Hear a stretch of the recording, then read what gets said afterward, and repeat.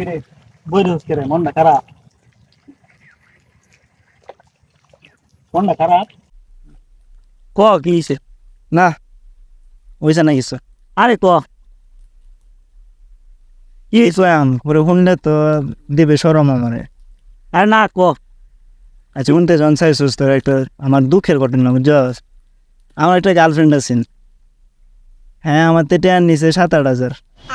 কইছে দেলবো কিছুদিন পরে বাইগান মানে হ্যাঁ মনে নাই কিছুদিন পরে আমি হ্যাঁ কইছি যে এই সরাসরি না কই হেবে আর কইছি যে তোমার কাছে আমার যেটা ন্যায্য হোক তুমি আমার এটাই দাও পরে পরে